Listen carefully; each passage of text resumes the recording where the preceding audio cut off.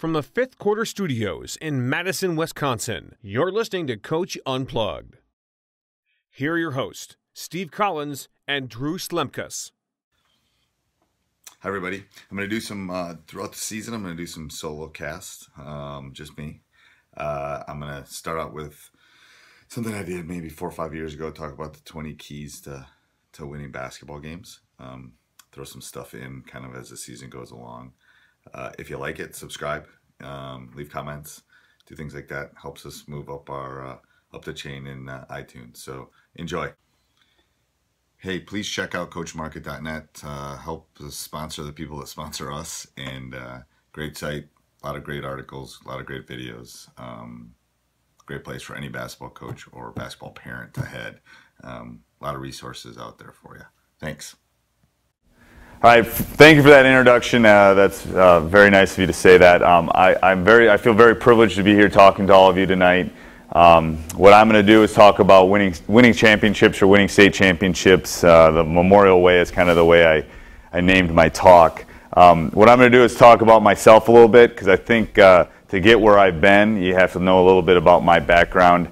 I grew up on the east side of Madison. I played 4 years of high school basketball for John Boyle at Madison East. Went from there to play college basketball at Lawrence University for 4 years, and then got my first teaching job in Wausau, Wisconsin, which is northern Wisconsin. Was there for 7 years. Learned under some great coaches that I'll talk about a little bit later. And then was going to get married, decided we wanted to move, and came down to Madison, got a head job here, and from there got the head job. The 2 years at Memorial, I never really actually thought I'd be the head coach, but I always hoped that it would come about. I was the only applicant for this job when it started, and we had a long way to go. We weren't a very good basketball team when I took over this program. My first season we were 7-14. And we weren't very good. We lost 10 games in a row, and I remember sitting in that regional final locker room with one of my assistant coaches talking and saying, can we win a basketball game? I can't do this for the next 25, 30 years. I'm going to have to do something else.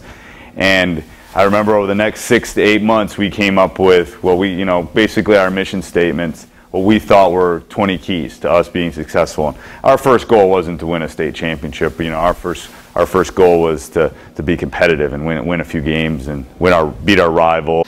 And I think this is extremely important. When I got the job here, 11 years ago, I had to hire a couple coaches, and it's really important when you're hiring coaches to find people you trust and people that are loyal.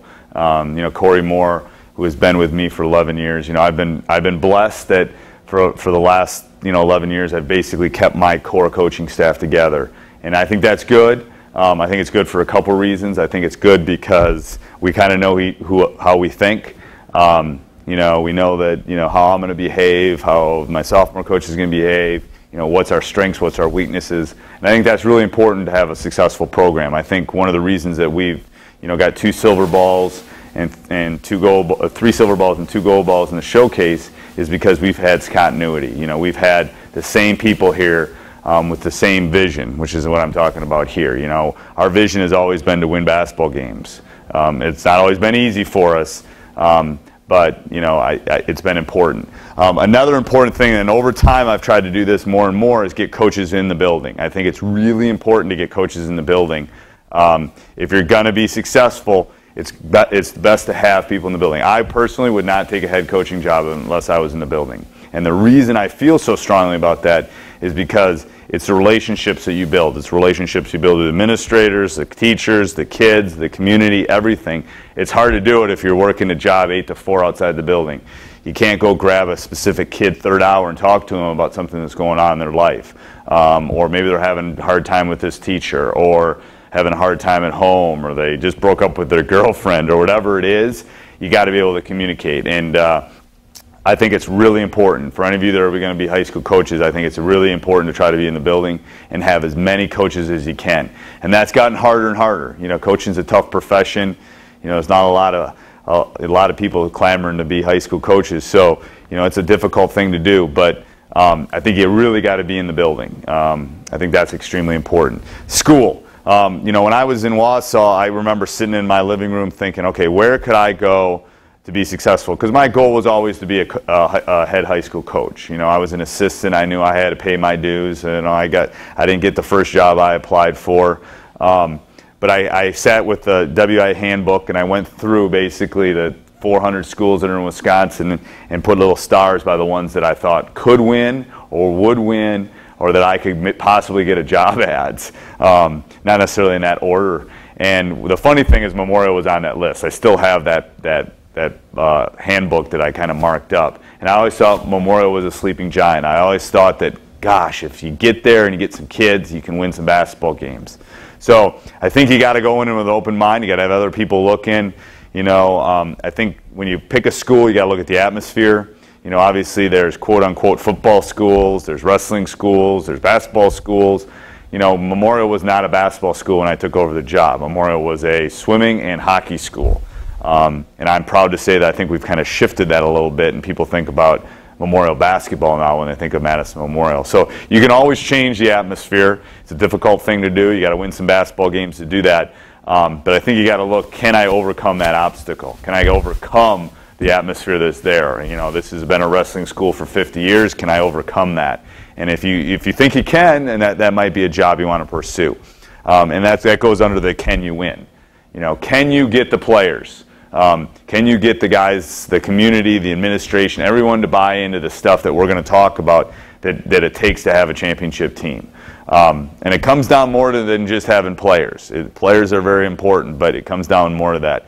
And community. We're in an urban setting, 250, 300,000 people.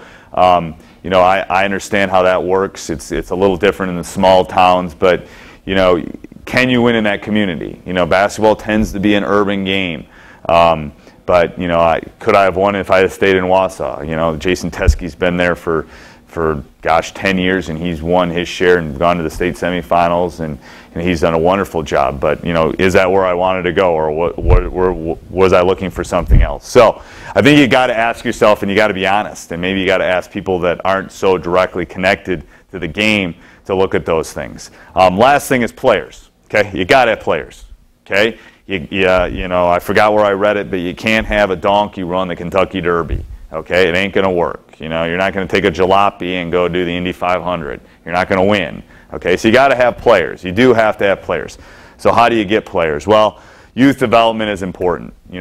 Luckily, when I took over this job, the youth program was kind of set by my predecessor, Bruce Dahman. It was set to the Tri-County. The young kids are playing. They have a basketball in their hands. We had to compete against a hockey stick in their hands, or they're swimming year-round. So you got to develop that tradition that, hey, you're in third grade, you should be playing basketball. So I think that's an important thing. We can't go out and get our players. We're not college coaches. I need a 4. I'm going to go recruit a 4. So you got to try to find people and develop the youth. You got to have a plan. How are you going to develop it? How are you going to get youth coaches? Who's going to run it? How is it going to get financed? How are they going to be involved in the high school program? All that stuff has got to be important, and you got to put some thought into it. We have one that kind of runs itself now, which is nice. I don't have to deal a lot with it. But it took a lot of time and a lot of man hours, like I said, for my predecessor to get that going and get it moving. I think we're up to 12 teams of that youth program. There's different places too. We have the Boys and Girls Club. We have kids that don't play in our youth program that eventually play for me. They play Boys and Girls Club. They play AAU. They play different basketball. So it all depends. You just got to be open-minded. You got to know there's people in the community that are looking out for kids and looking for opportunities for them to participate. You got to find, when I'm looking for players, I'm looking for hard workers, and I'm looking for basketball players. Now, what do I mean by that? I'm looking for kids that want to work hard. Okay, it's no different than, I'm a math teacher by profession. It's no different than looking for a good pre-calculus student. What am I looking for? I'm looking for a kid that's coming in for help, a kid that's going to do their homework, a kid that's going to spend the time, they're going to ask questions, blah, blah, blah. You're going to have to do the exact same thing with a basketball player. Okay, coaching is teaching, and you got to look for people that want to get better. If they do, they will. Derek Nikemji, 2 years ago, he's playing at Edgewood College now, was a kid that was a hard worker. Didn't play his junior year. Was a role guy, didn't like it, came to talk to me, didn't want to sit on the bench going into his senior year, worked extremely hard, became a very good basketball player, already was, became even a better basketball player, and was a huge part of us getting to the state finals. Now he's having a successful college career, and I just saw his college coach the other day, and he just says he's doing a wonderful job and he's a wonderful kid. So those are the kind of kids you're looking for. You want basketball players. You know, I look for kids that are competitors, and I look for basketball players. Now, what do I mean by competitors? And I have one of these at home, a 7-year-old that hopefully he's going to be a basketball player someday, but he's a competitor. He'll play checkers, he'll play Monopoly, he'll play whatever he's going to do, and he doesn't want to lose. Okay? That's the kind of kid I want. You know, obviously I want guys that basketball is a very high priority, and it's something that they love and they want to do, but you know, if they're playing football, that's great. They're competing. You know, if they're playing basketball year round, great. They're competing. I just want them to be competitive. I want them to want to win. And part of the reason that we've won some of our state titles is because we've had competitive kids that want to win basketball games. So, you know, I think you got to think to yourself, what's important? What kind of kid am I looking for? What kind of kid can I get? And go from there. So 3 things, you know, and this is not necessarily the most important. I'm not, the numbers don't necessarily mean anything here, but I think if you're building a foundation, you got to find the right people, the right school, and the right players. If you're going to build from the bottom up, like we had to do and when we weren't very successful, I think you got to have these 3 things. If you have any one of those 3 missing, it's going to be difficult to turn a program that hasn't won, like Memorial, around to a winner. And we've been blessed. We've had all 3 of these. We've had I got a great school, a great administration that's supportive, I got great coaches, and I got great players. If you get those 3, it's going to make a pretty good mixture. So you got to ask yourself if they've got all those. And if they do, I think you know, any program can be turned around and be successful, no matter where it's been.